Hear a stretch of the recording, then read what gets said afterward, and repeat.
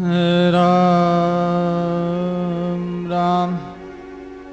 अनंत कोटि ब्रह्मांड नायक प्रात पर पूर्ण परमात्मा अखिल भुवनेश्वर पति करुणा गुरुणा लेंते भूषित विश्वव्यापी राम जी महाराज को प्रणाम करके आचार्य सिद्धरिया महाराज एवं अनंत कोटि महापुरुषों को सद्भाव पूर्वक अभिवादन करते हैं। अभिनंदनीय संत महात्माओं एवं सदग्रस्त भगवत ज्ञान विषयक जिज्ञासु सज्जन वृंद, भगवंत भागवत आध्यात्मिक सत्संग रस रसिक महानुभाव प्रिय भाई माता बहनों,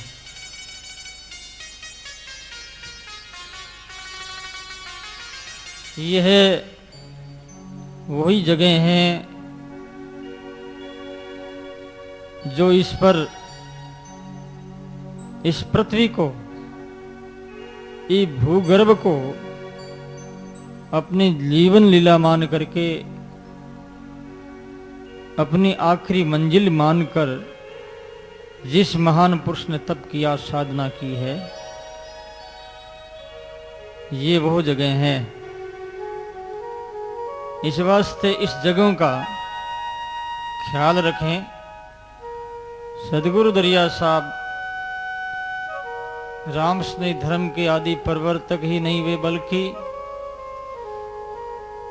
इस धर्म के प्रति आस्था रखने वाले अथवा नहीं रखने वाले सबको आध्यात्मिक संदेश दिया और अपने शब्द माध्यम से, साहित्य माध्यम से लोगों के जीवन को उजागर किया है।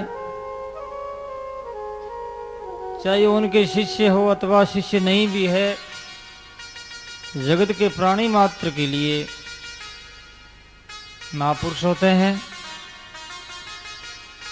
कोई संप्रदाय विशेष के नहीं, समाज विशेष के नहीं, देश विशेष के नहीं, वसुधैव कुटुंबकम माना है। इस धरती पर जो भी जीव पैदा हुआ है चराचर, वो सब प्रकृति से उत्पन्न हुआ है और प्रकृति परमात्मा से उत्पन्न हुई है। इसलिए परमात्मा के सारे अंश है।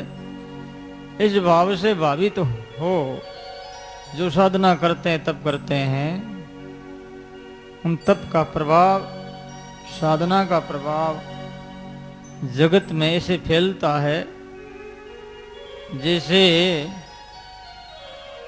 अणु परमाणु से सृष्टि की रचना हुई है।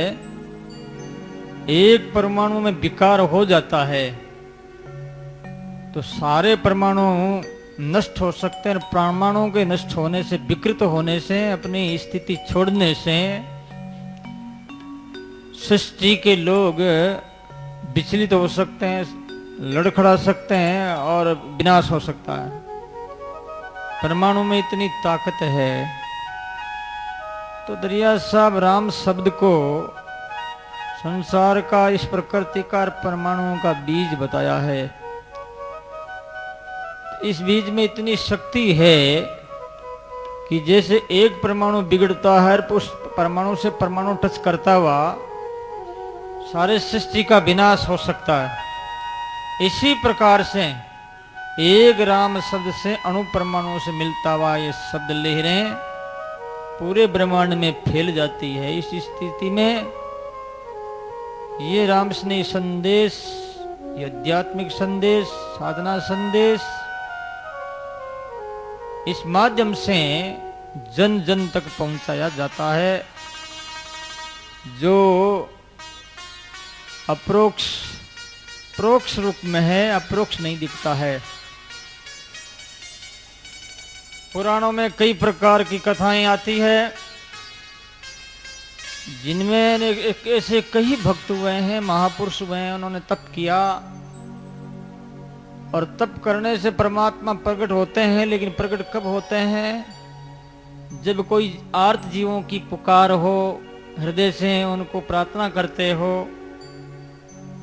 और प्रार्थना कब होती है? जब व्यक्ति दुखी होता है, या तो कोई प्रिय का वियोग होता है तो प्रार्थना होती है, अथवा कोई शारीरिक पीड़ा होती है या राजनीतिक पीड़ा होती है तो वो ईश्वर को पुकारता है, किसी सारे की आवश्यकता